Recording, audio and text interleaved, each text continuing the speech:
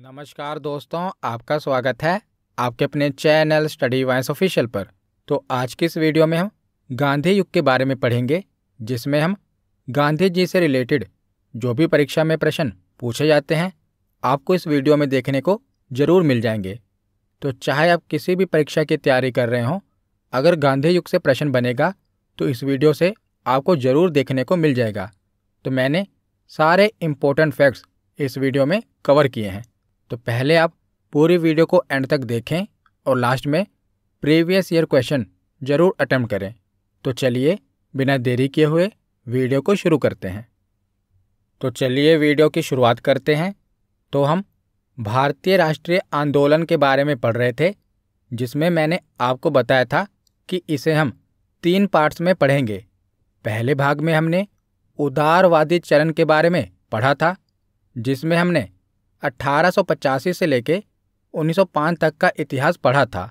और उसके बाद हमने उग्रवादी चरण के बारे में पढ़ा, जिसमें हमने 1905 से लेके 1919 तक का इतिहास पढ़ा। और आज के इस वीडियो में हम गांधीवादी चरण के बारे में पढ़ेंगे, जिसमें हम 1919 से लेके 1947 तक का इतिहास देखेंगे। तो अगर आपने इसके पहले 2 पार्ट्स नहीं देखे तो ज़रूर देख लेना। मॉडर्न हिस्ट्री की प्लेलिस्ट में आपको वो वीडियो मिल जाएगी और इस वीडियो के डिस्क्रिप्शन में भी मैं उसका लिंक दे दूंगा। तो अब हम गांधीवादी चरण के बारे में पढ़ते हैं। तो सबसे पहले हम गांधी जी का जो व्यक्तिगत जीवन है वो देख लेते हैं। तो महात्मा गांधी जी का जन्म 2 अक्टूबर 1869 ईस्वी को गुजरात प्रांत के पोरबंदर नामक स्थान पर हुआ था। और इनका वास्तविक नाम क्या था? तो इनका वास्तविक नाम मोहनदास था। और इनके पिता का नाम करमचंद गांधी और माता का नाम पुतलीबाई था। और 13 वर्ष की आयु में इनका विवाह कस्तूरबा के साथ हो गया था। तो याद रखिएगा, ये 1 लाइनर क्वेश्चन पूछ ले जाते हैं कि बताइए महात्मा गांधी जी के पिता का नाम क्या था, माता का नाम क्या था और पत्नी का नाम क्या था। तो पिता का नाम था करमचंद गांधी, माता का नाम था पुतलीबाई और पत्नी का नाम था कस्तूरबा गांधी। तो 13 वर्ष की आयु में इनका विवाह कस्तूरबा के साथ हुआ था। उसके बाद 1888 ईस्वी में ये कानून की शिक्षा प्राप्त करने के लिए इंग्लैंड चले गए थे। और वहीं पर इन्होंने 1891 में बैरिस्टर की डिग्री प्राप्त की और इसी के साथ ये भारत आ गए। तो इसके बाद इन्होंने राजकोट में वकालत प्रारंभ की, परंतु 1893 ईस्वी में एक गुजराती व्यापारी दादा अब्दुल्ला के मुकदमे के पैरवी के लिए ये दक्षिण अफ्रीका चले गए थे। तो बैरिस्टर की डिग्री प्राप्त करने के बाद भारत में राजकोट में इन्होंने अपनी वकालत प्रारंभ की थी, परंतु 1893 में एक गुजराती व्यापारी दादा अब्दुल्ला के मुकदमे की पैरवी के कारण ये दक्षिण अफ्रीका चले गए थे। तो गांधी जी के जीवन में एक घटना घटती है जो कि बहुत ही महत्वपूर्ण है। तो जब ये डरबन से प्रिटोरिया, तो ये कहाँ पर है? दक्षिण अफ्रीका में है। तो डरबन से प्रिटोरिया जा रहे थे।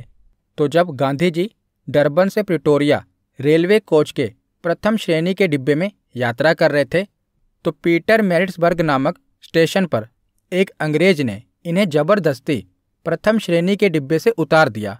और इस घटना ने इन्हें नस्ल और रंग पक्षपात के बारे में सोचने के लिए प्रेरित किया। तो ये प्रश्न कई बार पूछा गया है कि गांधी जी को दक्षिण अफ्रीका में रेलवे की प्रथम श्रेणी से किस स्टेशन पर उतार दिया गया था? तो स्टेशन का नाम था पीटर मैरिट्सबर्ग, याद रखिएगा। और इसके बाद जब गांधी जी के साथ ये भेदभाव हुआ, यानी कि इन्हें रेलवे के डिब्बे से उतार दिया गया, उसके बाद इन्होंने दक्षिण अफ्रीका में भारतीयों के भेदभाव के खिलाफ लड़ने के लिए 1894 में नटाल इंडियन कांग्रेस की स्थापना की थी। यह अभी एक परीक्षा में पूछा भी गया था कि 1894 में गांधी जी ने किसकी स्थापना की थी? नटाल इंडियन कांग्रेस की स्थापना की थी, याद रखिएगा।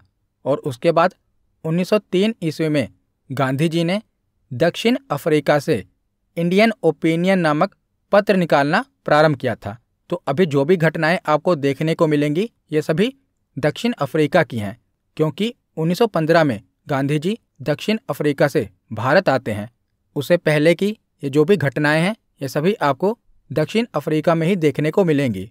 तो उसके बाद क्या होता है कि 1904 ईस्वी में डरबन से 84 मील दूर फिनिक्स में एक आश्रम की स्थापना की थी महात्मा गांधी जी ने। तो दक्षिण अफ्रीका में फिनिक्स में एक आश्रम की स्थापना की। उसके बाद 1906 ईस्वी में गांधी जी पहली बार दक्षिण अफ्रीका में सत्याग्रह दर्शन का विकास किया और परवाना कानून के विरोध इन्होंने सत्याग्रह आंदोलन किया। तो दक्षिण अफ्रीका में इनका पहला आंदोलन कौन सा हुआ? तो 1906 ईस्वी में परवाना कानून के विरुद्ध इन्होंने आंदोलन किया। और उसके बाद 1908 ईस्वी में गांधी जी दक्षिण अफ्रीका में ही पहली बार जेल गए। तो याद रखिएगा, गांधी जी दक्षिण अफ्रीका में पहली बार कब जेल गए थे? तो 1908 ईस्वी में। और उसके बाद क्या होता है? तो 1909 ईस्वी में इंग्लैंड से दक्षिण अफ्रीका आते समय जल जहाज में इन्होंने हिंद स्वराज नामक एक पुस्तक गुजराती भाषा में लिखी थी। तो वेरी वेरी इंपॉर्टेंट ये किताब है। कई बार एग्जाम में पूछा गया है कि हिंद स्वराज पुस्तक किसने लिखी है? तो महात्मा गांधी जी के द्वारा हिंद स्वराज पुस्तक लिखी गई है, याद रखिएगा। तो उसके बाद अब हम कहानी को आगे बढ़ाते हैं। तो महात्मा गांधी जी 9 जनवरी 1915 ईस्वी को दक्षिण अफ्रीका से भारत लौटे थे। तो 1915 को गांधी जी भारत लौट आते हैं और इसी दिन को भारत में प्रति वर्ष प्रवासी दिवस के रूप में भी मनाया जाता है। तो 9 जनवरी को भारत में प्रति वर्ष प्रवासी दिवस के रूप में मनाया जाता है। तो भारत वापस आने के क्रम में इन्होंने भारत की पृष्ठभूमि और राजनीतिक स्थिति को समझने का प्रयास किया और इसी क्रम में ये गोपाल कृष्ण गोखले जी से काफ़ी प्रभावित हुए और उन्हें इन्होंने अपना गुरु मान लिया। तो महात्मा गांधी जी के राजनीतिक गुरु कौन थे? गोपाल कृष्ण गोखले। कई बार एग्जाम में यह क्वेश्चन रिपीट हुआ है कि महात्मा गांधी जी के राजनीतिक गुरु कौन थे? तो गोपाल कृष्ण गोखले। तो जब ये गोपाल कृष्ण गोखले से मिले ना, तब गोपाल कृष्ण गोखले ने महात्मा गांधी जी से कहा था कि अभी आप भारत आए हैं और अभी 1 साल पहले आपको पूरा भारत घूमना है। जब आप पूरा भारत घूम लेंगे ना, उसके बाद ही आपको कोई आंदोलन करना है। मतलब कि अभी आप भारत आए हो तो पहले पूरे भारत को घूमो, उसको समझो, उसके बाद ही आगे कोई आंदोलन करना है। तो महात्मा गांधी जी ने, देखिए आप 1915 में ये भारत आए थे, तो पहले इन्होंने पूरे भारत को समझा कि यहाँ की सामाजिक स्थिति क्या है, राजनीतिक स्थिति क्या है, उसके बाद ही इन्होंने जाकर कोई आंदोलन किया था। तो गांधी जी जब दक्षिण अफ्रीका से भारत वापस आए तो सबसे पहले इन्होंने गुजरात के अहमदाबाद में कोचरब आश्रम स्थापित किया। इन्होंने 1915 में गुजरात के अहमदाबाद में कोचरब आश्रम स्थापित किया था। हालांकि 2 साल बाद आश्रम प्लेग के चपेट में आ गया था, प्लेग बीमारी के चपेट में आ गया था, जिसके कारण गांधी जी को अपने आश्रम को इस बार साबरमती नदी के किनारे स्थानांतरित करना पड़ा, जिसे साबरमती आश्रम के नाम से जाना जाता है। तो पहले इन्होंने कोचरब आश्रम स्थापित किया था, परंतु प्लेग की बीमारी के कारण इनको अपना आश्रम बदलना पड़ गया। तो साबरमती नदी के किनारे इन्होंने अपना साबरमती आश्रम बनाया। तो अब हम आगे देखते हैं।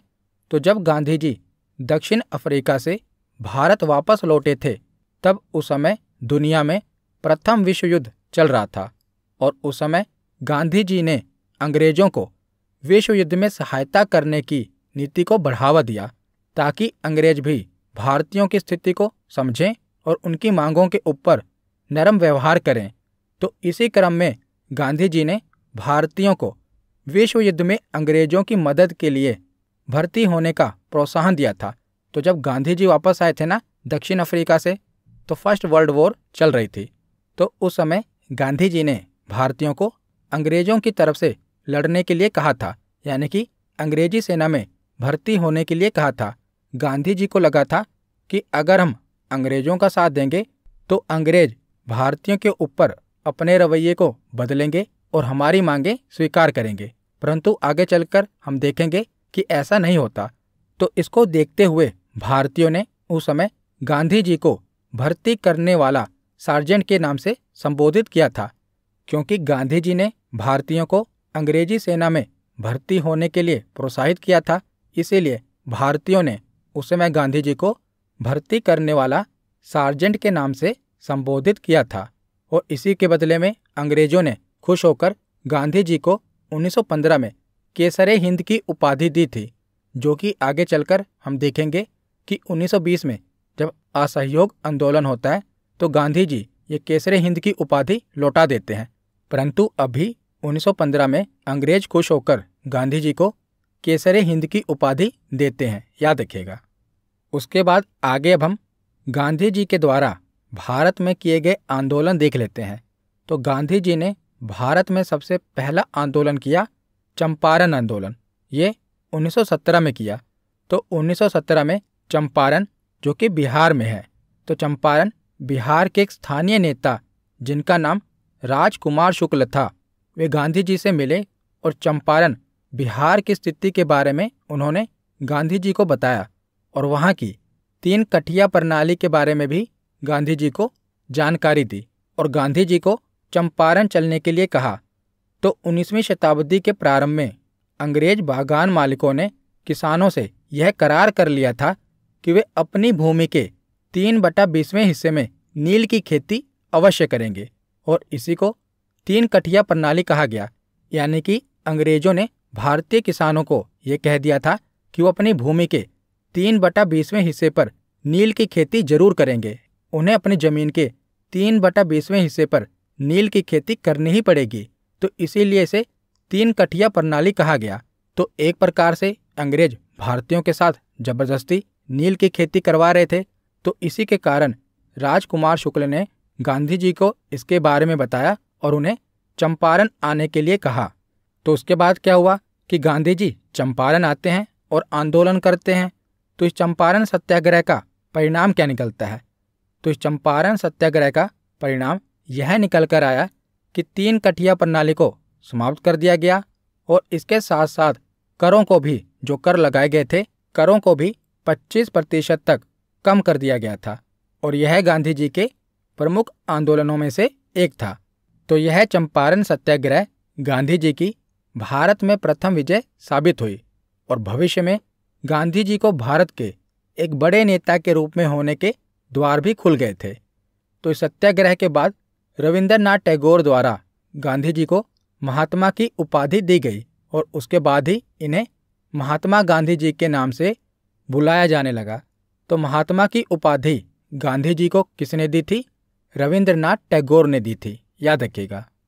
तो अगला आंदोलन है अहमदाबाद मिल मजदूर आंदोलन। तो ये 1918 में होता है। पहले हमने पढ़ा 1917 में चंपारण आंदोलन किया और 1918 में अहमदाबाद मिल मजदूर आंदोलन किया। तो चंपारण सत्याग्रह के बाद 1918 में गांधी जी अहमदाबाद के कपड़ा मिल मजदूरों से मिले और उनकी समस्या को समझा। तो यहाँ का विवाद प्लेग बोनस को लेकर था। जब प्लेग की समाप्ति हुई थी तो मिल मालिक बोनस को समाप्त करना चाहते थे, लेकिन मजदूरों ने इसका विरोध किया तथा गांधी जी ने मजदूरों को हड़ताल पर जाने को कहा था। तो क्या मामला है, मैं आपको थोड़ा समझाता हूँ। तो अगस्त 1917 में क्या हुआ था कि अहमदाबाद में प्लेग की बीमारी फैल गई थी, जिससे क्या हुआ कि अहमदाबाद की लगभग 10% जनसंख्या खत्म हो गई थी। कितनी? लगभग 10% जनसंख्या खत्म हो गई। और ऐसे में क्या हुआ कि जो टेक्सटाइल कंपनी थी उनको ये दिक्कत आ रही थी, जो वर्कर थे वो लगातार कम हो रहे थे और जो थे भी ना, वो बीमारी के कारण दूसरे राज्यों में पलायन कर रहे थे। तो मजदूरों को रोककर रखने के लिए अहमदाबाद की मिल मालिकों ने क्या किया कि प्लेग बोनस देना शुरू कर दिया। लेकिन जब प्लेग खत्म हो गया तो यहाँ के मिल मालिकों ने बोनस देने से इनकार कर दिया, यानी कि बोनस देना बंद कर दिया। जिस कारण क्या हुआ कि वर्कर्स का कहना था कि अब महंगाई भी बढ़ गई है तो हमें पहले जितनी सैलरी मिलनी चाहिए, यानी कि बोनस मिलना चाहिए, सैलरी में कमी नहीं होनी चाहिए। पर मिल मालिकों ने बोनस देने से मना कर दिया। तो यहीं से जो वर्कर थे उन्होंने हड़ताल कर दी। तो उसके बाद क्या होता है कि गांधी जी आते हैं और गांधी जी मजदूरों को हड़ताल करने के लिए कहते हैं और साथ में यह घोषणा करते हैं कि मजदूरों को 35% बोनस मिलना चाहिए, क्योंकि प्रथम विश्व युद्ध के कारण महंगाई काफ़ी बढ़ गई थी। और इसी के साथ गांधी जी भी मजदूरों के साथ अनशन पर बैठ गए। तब मिल मालिकों ने यह मामला न्यायाधिकरण को सौंपने का फैसला लिया, यानी कि उन्होंने ये मामला कोर्ट को सौंप दिया तो कोर्ट ने 35% बोनस देने का फैसला सुनाया और गांधी जी का यह सत्याग्रह भी सफल रहा। तो उसके बाद हम चलते हैं खेड़ा आंदोलन पर। तो खेड़ा आंदोलन भी 1918 में किया गया। तो इसके बाद उसी वर्ष 1918 में गांधी जी खेड़ा गुजरात में गए और उन्होंने किसानों के साथ हो रहे अत्याचारों के विरुद्ध अंग्रेजों के खिलाफ आंदोलन किया। तो यहाँ पर किसानों की फसलें नष्ट हो जाने के बाद भी उनसे करों की वसूली की जा रही थी, यानी कि किसानों की जो फसलें थी वो खत्म हो गई थी, तब भी अंग्रेज उनसे टैक्स मांग रहे थे। तो गांधी जी ने किसानों को लगान ना देने के लिए कहा और इस मामले की जांच के बाद यह निष्कर्ष निकला कि लगान माफ कर देना चाहिए।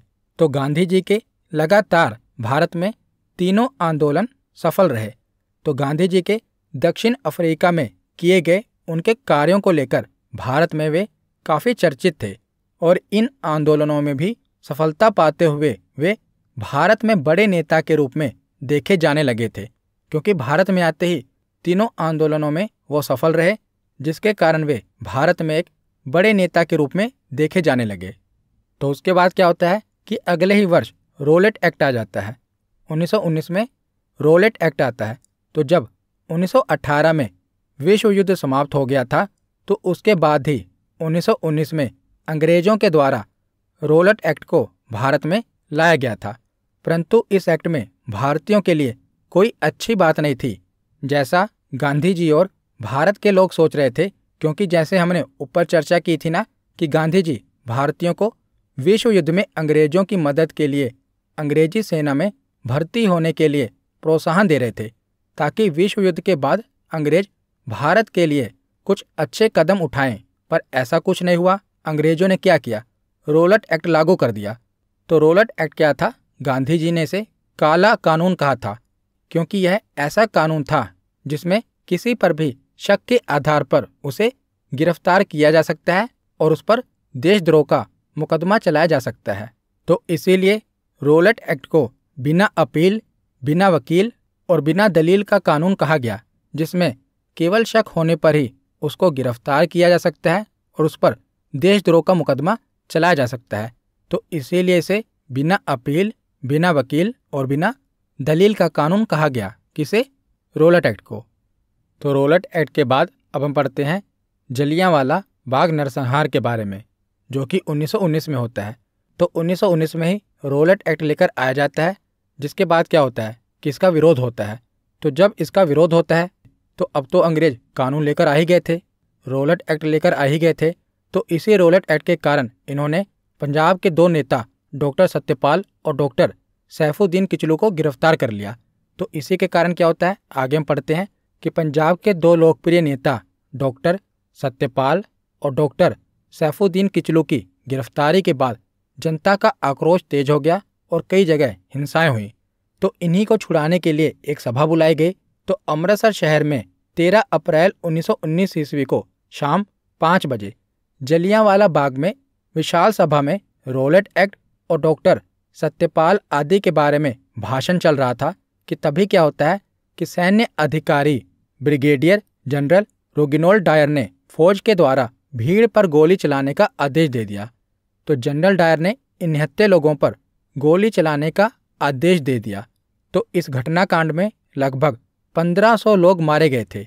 वैसे अगर मैं आपको सरकारी आंकड़ा बताऊं तो सरकारी आंकड़ों के अनुसार मारे गए लोगों की संख्या केवल 379 थी और घायलों की संख्या 1200 बताई गई थी, जबकि वैसे इस घटना में लगभग 1500 लोग मारे गए थे। तो इसी को जलियांवाला बाग नरसंहार कहते हैं।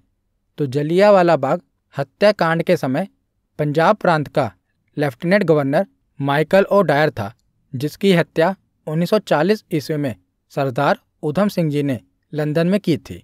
और जलियांवाला बाग नरसंहार के समय वायसराय कौन था? तो भारत का वायसराय था लॉर्ड चेम्सफोर्ड। तो भारत में जितने भी गवर्नर, गवर्नर जनरल और वायसराय बने हैं ना, सबको मैंने एक ही वीडियो में कवर कर दिया है। वो वीडियो आपको मॉडर्न हिस्ट्री की प्लेलिस्ट में मिल जाएगी।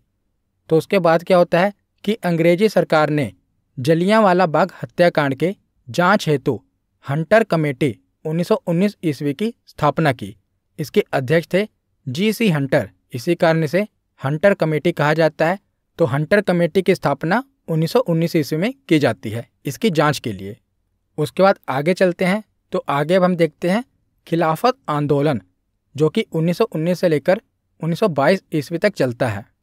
तो उस समय तुर्की के खलीफा को सारे विश्व में मुस्लिमों का धार्मिक गुरु माना जाता था और उनके ऊपर अंग्रेजों के द्वारा बुरा व्यवहार किया जा रहा था। तो तुर्की के खलीफा का पद एक तरह से अंग्रेज खत्म करने जा रहे थे। तो अंग्रेजों के उनके साथ इस बुरे व्यवहार को लेकर भारत में मुस्लिमों ने अंग्रेजों के विरुद्ध खिलाफत आंदोलन को शुरू कर दिया था। तो गांधी जी ने भी इस आंदोलन में सहयोग किया था, क्योंकि वे मुस्लिमों को भी भारत के अंग्रेजों के विरुद्ध राष्ट्रीय आंदोलन में जोड़ना चाहते थे। इसीलिए इन्होंने खिलाफत आंदोलन का सहयोग किया। प्रारंभ में इस आंदोलन का नेतृत्व अली बंधुओं, जिनका नाम था शौकत अली और मोहम्मद अली, के द्वारा किया जा रहा था, परंतु बाद में इस खिलाफत आंदोलन का नेतृत्व गांधी जी को सौंप दिया गया था। तो शुरुआत में इस आंदोलन का नेतृत्व कौन कर रहे थे? अली बंधु, शौकत अली और मोहम्मद अली, और बाद में इस आंदोलन का नेतृत्व गांधी जी को सौंप दिया गया था। तो इन सभी घटनाओं को देखते हुए गांधी जी के द्वारा अगस्त 1920 ईस्वी में असहयोग आंदोलन की शुरुआत कर दी जाती है। एक तो हमने देखा कि रोलट एक्ट आया, उसके बाद जलियांवाला बाग हत्याकांड हुआ। तो इन सभी घटनाओं को देखते हुए गांधी जी के द्वारा अगस्त 1920 ईस्वी में असहयोग आंदोलन की शुरुआत करी गई थी, और यह गांधी जी के द्वारा भारत में प्रथम सबसे बड़े आंदोलन में से एक था। तो यह आंदोलन अहिंसक होना था, जिसमें भारतीयों को अपने खिताबों का त्याग करना था, यानी कि अंग्रेजों के द्वारा जो भी भारतीयों को खिताब दिए गए हैं, जैसा कि हमने पढ़ा कि गांधी जी को केसरे हिंद की उपाधि दी गई थी ना, तो गांधी जी ने भी ये खिताब, ये उपाधि त्याग दी थी। तो इस आंदोलन में एक तरह से अंग्रेजों के खिलाफ विरोध करना था। उनके द्वारा जो भी चीज़ें शुरुआत की गई थी या उनके द्वारा दी गई सभी चीज़ों का विरोध करना था, उनका सहयोग नहीं करना था। इसीलिए से असहयोग आंदोलन कहा गया। तो यह आंदोलन अहिंसक होना था, जिसमें भारतीयों को अपने खिताबों का त्याग करना था, सरकारी शिक्षण संस्थानों, सरकारी सेवा, विदेशी सामान और चुनावों का बहिष्कार करना था, और अंततः करों का भुगतान करने से भी इनकार करना था। तो एक प्रकार से अंग्रेजों का सहयोग नहीं करना था, तो इसीलिए से असहयोग आंदोलन कहा गया। तो गांधी जी ने भी अपनी केसरे हिंद की उपाधि त्याग दी थी। तो उसके बाद क्या होता है? तो इतिहास की एक महत्वपूर्ण घटना घटती है, चौरी चौरा कांड, जो कि 5 फरवरी 1922 को ये घटना घटती है। तो असहयोग आंदोलन की शुरुआत 1920 में होती है। तो यह आंदोलन चल ही रहा था कि 5 फरवरी 1922 को गोरखपुर जिले में चौरी चौरा में किसानों के एक जुलूस पर पुलिस वालों ने गोली चला दी, जिसके कारण क्या हुआ कि उस भीड़ ने थाने को ही जला दिया और थाने में 22 पुलिसकर्मी मारे गए। तो हमने पढ़ा था कि जो असहयोग आंदोलन था ये अहिंसक होना था, परंतु यहाँ पर हिंसा हो गई। जिसके बाद क्या हुआ? तो इस घटना के बाद गांधी जी ने इस असहयोग आंदोलन को हिंसात्मक होते हुए देख इसको समाप्त करने का निर्णय लिया। परंतु इस असहयोग आंदोलन को समाप्त करने के फैसले की आलोचना बहुत भारतीय नेताओं ने की थी। जैसे सुभाष चंद्र बोस द्वारा इस फैसले को राष्ट्रीय संकट कहा गया था। इसके साथ ही कई नेता जैसे चित्तरंजन दास, लाला लाजपत राय, मोतीलाल नेहरू आदि ने इस असहयोग आंदोलन को समाप्त करने के फैसले की आलोचना की थी, परंतु गांधी जी अपने इस फैसले पर डटे रहे थे और बाद में इन सभी नेताओं ने भी गांधी जी के इस फैसले को स्वीकार कर लिया और आंदोलन को समाप्त कर दिया। तो 1922 में असहयोग आंदोलन समाप्त होता है और उसके बाद क्या होता है कि 1923 में स्वराज पार्टी का गठन होता है। तो इसके बाद कुछ नेता थे जो गांधी जी के विचारों से सहमत नहीं रहा करते थे, और ऐसे में चित्तरंजन दास और मोतीलाल नेहरू, जो गांधी जी के विचारों के साथ सहमत नहीं रहा करते थे, इन्होंने एक नई पार्टी की स्थापना करने का निर्णय लिया था। तो इसी क्रम में चित्तरंजन दास और मोतीलाल नेहरू ने इलाहाबाद में मार्च 1923 में स्वराज पार्टी की स्थापना की थी। तो स्वराज पार्टी की स्थापना किसके द्वारा की गई और कब की गई? तो किसके द्वारा की गई? चित्तरंजन दास और मोतीलाल नेहरू के द्वारा। और कब की गई? तो 1923 में स्वराज पार्टी की स्थापना की गई। तो उसके बाद अगली महत्वपूर्ण घटना है साइमन कमीशन का भारत आना। तो साइमन कमीशन 1928 में संवैधानिक सुधार का अध्ययन करने के लिए भारत आया था और भारतीय संवैधानिक सुधारों को देखने के लिए साइमन कमीशन की नियुक्ति की गई थी। और साइमन कमीशन का नेतृत्व किसने किया था? तो सर जॉन साइमन ने इसका नेतृत्व किया था, जिसमें 7 अंग्रेज सदस्य थे। तो भारतीय संवैधानिक सुधारों को देखने के लिए 7 अंग्रेजी सदस्य भारत आए थे, जिन्हें साइमन कमीशन कहा गया, क्योंकि इनके लीडर का नाम था सर जॉन साइमन। चूंकि इसमें कोई भारतीय सदस्य नहीं था, तो इसीलिए भारतीयों ने इसे अपमान के रूप में देखा और उन्हें लगा कि कुछ अंग्रेज हमारे भाग्य का निर्धारण नहीं कर सकते, इसीलिए इस आयोग का बहिष्कार किया गया। तो साइमन कमीशन 3 फरवरी 1928 को विलाय से मुंबई पहुंचा और यहाँ पर इसका स्वागत देशव्यापी हड़ताल के साथ हुआ, यानी कि जोरदार तरीके से पूरे देश में इसका विरोध हुआ। और जब यह कमीशन दिल्ली पहुंचा तो वहाँ पर काले झंडे इसको दिखाए गए और साइमन कमीशन वापस जाओ के नारों के साथ इसका विरोध किया गया। और साइमन कमीशन जब लाहौर पहुंचा तो लाला लाजपत राय के नेतृत्व में इसके खिलाफ प्रदर्शन किया गया और यहीं पर पुलिस के लाठीचार्ज के कारण कुछ ही दिनों के बाद लाला जी की मृत्यु हो गई थी। तो साइमन कमीशन का जोरदार विरोध किया गया, जिसके कारण इसे भारत से वापस लौटना पड़ा। तो उसके बाद अगला आंदोलन है सविनय अवज्ञा आंदोलन। यह 1930 से लेकर 1934 तक चलता रहा। तो यह आंदोलन गांधी जी का असहयोग आंदोलन के बाद भारत में दूसरा बड़ा आंदोलन साबित हुआ था और यह आंदोलन 1930 से लेकर 1934 तक चला था। परंतु कुछ कारणों की वजह से इस आंदोलन के समय काल के बीच में एक ऐसा समय था जिसमें यह आंदोलन नहीं चला था। तो इसका तात्पर्य यह है कि 1930 से लेकर 1934 तक यह आंदोलन 2 चरणों में चला था। पहला चरण 1930 से लेकर 1931 तक चला था और दूसरा चरण 1932 से लेकर 1934 तक चला था। तो सविनय अवज्ञा आंदोलन महात्मा गांधी जी के द्वारा शुरू किया गया था और सविनय अवज्ञा आंदोलन भारतीय लोगों की मांगों को स्वीकार करने के लिए अंग्रेजी सरकार पर दबाव बनाने हेतु असहयोग आंदोलन का ही एक रूप था। तो उसके बाद क्या होता है? तो दांडी मार्च। तो 1923 ईस्वी में गांधी जी ने उस समय के भारत में वायसराय लॉर्ड इरविन के समक्ष 11 सूत्रीय मांगें रखी थी और इन 11 सूत्रीय मांगों में भारतीयों को कैद से छोड़ने और सेना का खर्च कम करने आदि जैसे 11 मांगें रखी गई थी। तो इन 11 सूत्रीय मांगों को अगली वीडियो में मैं आपको डिटेल में बताऊंगा। अभी बस आप इतना जान लीजिए कि 11 मांगें अंग्रेजों के आगे रखी गई थी। तो लॉर्ड इरविन के द्वारा गांधी जी की इन 11 सूत्रीय मांगों के ऊपर कोई कदम नहीं उठाए गए, जिसके परिणाम स्वरूप गांधी जी ने इसके विरोध में आंदोलन करने का निर्णय लिया और दांडी मार्च करने की घोषणा कर दी।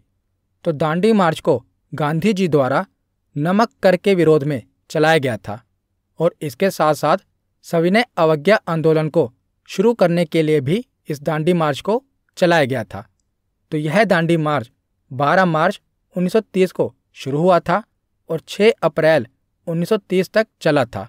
तो यह दांडी मार्च गांधी जी के द्वारा साबरमती आश्रम से लेकर दांडी गुजरात तक चलाया गया था। तो याद रखिएगा कि दांडी मार्च कहाँ से कहाँ तक चला था?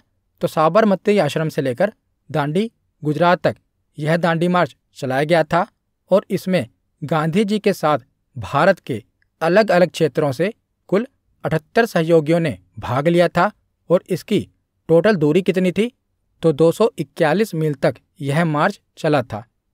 तो शुरुआत में तो गांधी जी के साथ सिर्फ 78 सहयोगी ही दांडी मार्च के लिए निकले थे, परंतु दांडी पहुंचते पहुंचते बहुत सारे लोग इस दांडी मार्च में जुड़ते चले गए और यह संख्या लाखों पहुंच गई। तो जब गांधी जी ने दांडी मार्च की साबरमती से शुरुआत की थी तो उनके साथ केवल 78 सहयोगी थे, परंतु जब गांधी जी दांडी तक पहुंचे ना, तब उनके साथ यह संख्या बढ़कर लाखों तक पहुंच गई थी। तो दांडी पहुंचकर गांधी जी के द्वारा वहां नमक उठाकर इस नमक कर के कानून का विरोध किया गया और यह दांडी मार्च बहुत ज़्यादा प्रभावशाली रहा था, जिसके बाद सुभाष चंद्र बोस ने इसकी तुलना मुसोलिनी और नेपोलियन की यात्रा के साथ की थी। तो उसके बाद आगे है गोलमेज सम्मेलन। तो 1930 से लेकर 1932 तक अंग्रेजों के द्वारा कुछ सम्मेलनों का आयोजन ब्रिटेन में करवाया गया था, ताकि भारत के विभिन्न दल उन सम्मेलनों में अपनी बातें अंग्रेजों के समक्ष रख सकें। तो इन्हें गोलमेज सम्मेलन के नाम से जाना जाता है। तो इसी क्रम में 1930 से लेकर 1932 तक अंग्रेजों के द्वारा 3 गोलमेज सम्मेलनों का आयोजन ब्रिटेन में करवाया गया था, जिसमें प्रति वर्ष एक गोलमेज सम्मेलन हुआ करता था। तो 1930 में पहला गोलमेज सम्मेलन हुआ, 1931 में दूसरा गोलमेज सम्मेलन हुआ और 1932 में तीसरा गोलमेज सम्मेलन हुआ था।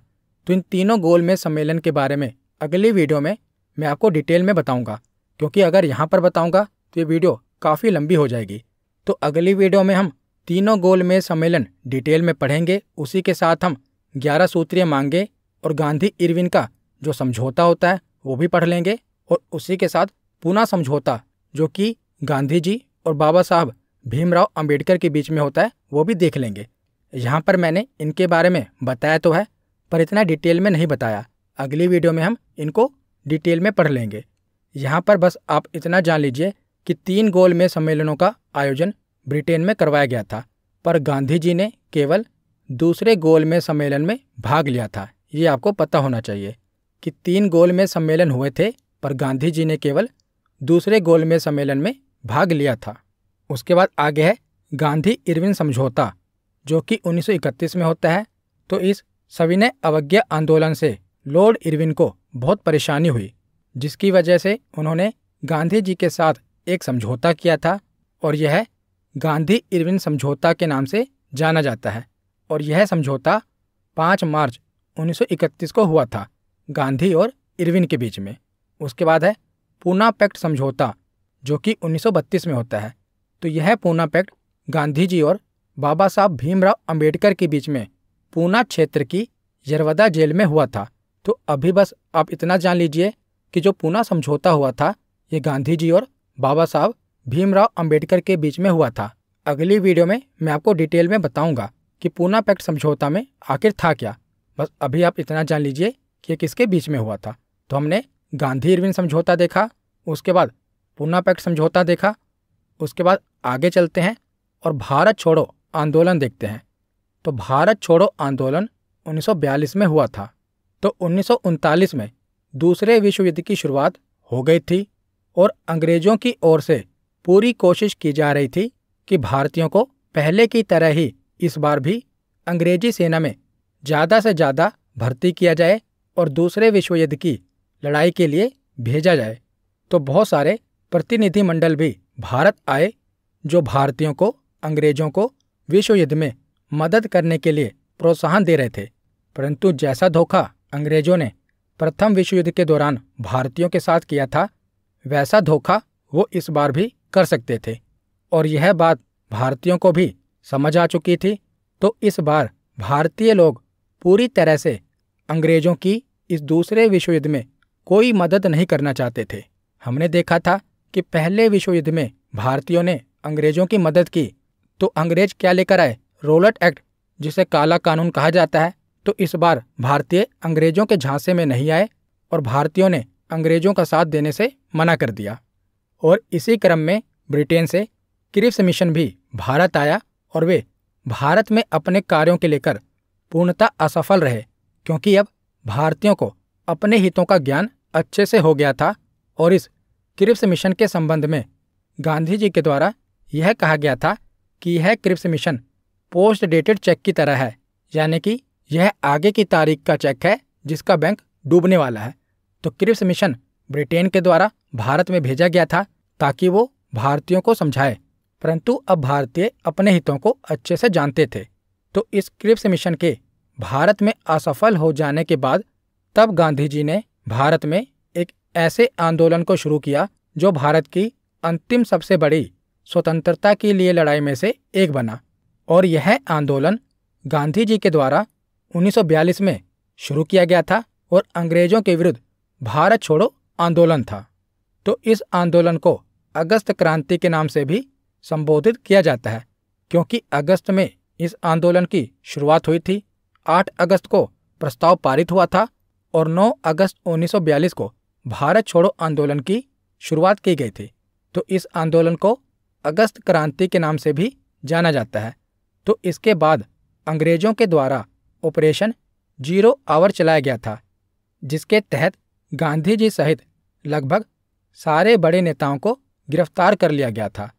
तो गांधी जी को अंग्रेजों के द्वारा गिरफ्तार करके आगा खां पैलेस में कैद करा गया था और अंग्रेजों की ओर से पूरी कोशिश इस आंदोलन को दबाने की हो रही थी, परंतु इस आंदोलन के दूसरी पंक्ति के नेताओं ने अलग अलग क्षेत्रों में यह आंदोलन जारी रखा। तो इसके साथ साथ लोगों ने भी इस आंदोलन में खूब सहयोग किया था और यह आंदोलन भारत के अंतिम सबसे बड़ी स्वतंत्रता संग्राम की लड़ाई में से एक बना। तो भारत छोड़ो आंदोलन के बाद अब हम चलते हैं 1947 में। तो 22 मार्च 1947 को ब्रिटिश भारत का 34वां एवं अंतिम governor general Lord Mountbatten Bharat आया और लगभग 2 महीनों की वार्ता के पश्चात लॉर्ड माउंटबेटन इस निष्कर्ष पर पहुंचा कि भारत का विभाजन अनिवार्य है और लॉर्ड माउंटबेटन की योजना के अनुसार भारत और पाकिस्तान 2 अलग देश बना दिए गए। तो 1947 में आपको पता है कि भारत और पाकिस्तान 2 अलग देश बना दिए गए। तो उस समय भारत के 2 टुकड़े किए गए थे, एक को पश्चिमी पाकिस्तान बनाया गया और एक पूर्वी पाकिस्तान बनाया गया। दोनों ही क्षेत्र उस समय पाकिस्तान के अंडर ही आते थे, यानी कि पश्चिमी पाकिस्तान और पूर्वी पाकिस्तान। परंतु आगे चलकर पूर्वी पाकिस्तान आपको पता ही है बांग्लादेश बन जाता है। अब तो केवल पाकिस्तान ही है, परंतु 1947 में पाकिस्तान को 2 क्षेत्र दिए गए थे, पश्चिमी पाकिस्तान और पूर्वी पाकिस्तान। और पूर्वी पाकिस्तान आगे चलकर पाकिस्तान से आज़ाद हो जाता है और बांग्लादेश बन जाता है, परंतु पहले पश्चिमी पाकिस्तान और पूर्वी पाकिस्तान बनाए गए थे। और अंततः 30 जनवरी 1948 को बिड़ला हाउस में शाम की प्रार्थना के दौरान नाथूराम गोडसे ने महात्मा गांधी की गोली मारकर हत्या कर दी थी। तो 30 जनवरी 1948 को नाथूराम गोडसे के द्वारा गोली मारकर महात्मा गांधी जी को शहीद कर दिया गया। तो यहाँ पर हमारा थ्योरी सेक्शन कंप्लीट होता है। अब हम प्रीवियस ईयर क्वेश्चन देखते हैं। तो पहला प्रश्न है कि महात्मा गांधी जी के राजनीतिक गुरु कौन थे? तो महात्मा गांधी जी के राजनीतिक गुरु कौन थे? गोपाल कृष्ण गोखले। तो इसका सही जवाब होगा ऑप्शन ए। अगला प्रश्न है कि महात्मा गांधी ने सत्याग्रह क्रियाविधि सबसे पहले कहाँ प्रयुक्त की? तो सबसे पहले महात्मा गांधी जी ने भारत में कौन सा सत्याग्रह किया था? तो इसका सही जवाब है ऑप्शन बी, चंपारण। तो चंपारण सत्याग्रह 1917 में महात्मा गांधी जी के द्वारा सबसे पहले भारत में किया गया था। तो इसका सही जवाब है ऑप्शन बी, चंपारण। अगला प्रश्न है कि असहयोग आंदोलन को क्यों निलंबित किया गया था? तो असहयोग आंदोलन क्यों खत्म किया गया था? तो चोरी चोरा घटना के कारण। तो ऑप्शन डी, चोरी चोरा में हुई हिंसक घटना के कारण असहयोग आंदोलन को निलंबित कर दिया गया था। तो इसका सही जवाब है ऑप्शन डी। अगला प्रश्न है कि नमक सत्याग्रह किस ईस्वी में प्रारंभ हुआ था? तो नमक सत्याग्रह 1930 में हुआ था। इसका सही जवाब है ऑप्शन ए। अगला प्रश्न है कि वर्ष 1919 में जलियांवाला बाग हत्याकांड कहाँ पर हुआ था? तो 1919 में जलियांवाला हत्याकांड कहाँ पर हुआ था? तो अमृतसर। ऑप्शन ए इसका सही जवाब है। अगला प्रश्न है कि भारत एवं पाकिस्तान का विभाजन किस योजना के तहत हुआ था? तो भारत और पाकिस्तान का विभाजन माउंटबेटन योजना के तहत हुआ था। तो इसका सही जवाब है ऑप्शन ए। अगला प्रश्न है कि साइमन कमीशन का भारत आगमन किस वर्ष हुआ था? तो साइमन कमीशन का भारत आगमन 1928 में हुआ था। इसका सही जवाब है ऑप्शन बी। अगला प्रश्न है कि क्रमानुसार व्यवस्थित करें, तो आपको इसका सही क्रम बताना है। तो पहले है साइमन कमीशन का भारत आगमन, उसके बाद है असहयोग आंदोलन, पूना पैक्ट और गांधी इरविन पैक्ट। तो इसका सही क्रम क्या है? तो सबसे पहले तो आएगा असहयोग आंदोलन 1920 में हुआ था। उसके बाद साइमन कमीशन भारत आया था 1928 में। उसके बाद गांधी इरविन समझौता 1931 में हुआ था और उसके बाद पूना पैक्ट हुआ था 1932 में। तो इसका सही जवाब क्या होगा? तो इसका सही जवाब होगा ऑप्शन डी 2, 1, 4 और 3, यानी कि पहले असहयोग आंदोलन, फिर साइमन कमीशन, उसके बाद गांधी इरविन पैक्ट और लास्ट में पूना पैक्ट। तो इसका सही जवाब है ऑप्शन डी। अगला प्रश्न है कि गांधी जी ने किस कानून को काला कानून कहा था? तो गांधी जी ने रोलेट एक्ट को काला कानून कहा था। इसका सही जवाब है ऑप्शन ए। अगला प्रश्न है कि स्वराज पार्टी की स्थापना किस वर्ष की गई थी? तो स्वराज पार्टी की स्थापना 1923 में हुई थी और किसने की थी? चित्तरंजन दास और मोतीलाल नेहरू ने। तो इसका सही जवाब है ऑप्शन डी 1923। अगला प्रश्न है कि जलियांवाला बाग के नरसंहार के समय भारत का वायसराय कौन था? तो उस समय भारत का वायसराय था लॉर्ड चेम्सफोर्ड। तो इसका सही जवाब है ऑप्शन डी। अगला प्रश्न है कि महात्मा गांधी ने हिंद स्वराज की रचना की थी जब वे, तो इसका सही जवाब है ऑप्शन सी कि जब वे जहाज से इंग्लैंड से दक्षिण अफ्रीका की यात्रा कर रहे थे ना, तो उसी समय उन्होंने हिंद स्वराज की रचना की थी। तो इसका सही जवाब है ऑप्शन सी। अगला प्रश्न है कि भारत छोड़ो आंदोलन का प्रारंभ कब हुआ था? तो भारत छोड़ो आंदोलन का प्रस्ताव 8 अगस्त 1942 को पारित हुआ था और भारत छोड़ो आंदोलन की शुरुआत हुई थी 9 अगस्त 1942। तो इसका सही जवाब है ऑप्शन ए 9 अगस्त 1942। तो आज का आखिरी प्रश्न है कि दक्षिण अफ्रीका के किस रेलवे स्टेशन पर महात्मा गांधी को नस्लीय भेदभाव के कारण ट्रेन के प्रथम श्रेणी डिब्बे से निकाला गया था? तो इसका सही जवाब होगा option B. Pietermaritzburg railway station पर महात्मा गांधी को रेलवे डिब्बे से निकाला गया था। तो इसका सही जवाब है ऑप्शन बी। तो आज की ये वीडियो यहीं पर ख़त्म होती है। कैसी लगी ये वीडियो कमेंट सेक्शन में ज़रूर बताना। धन्यवाद।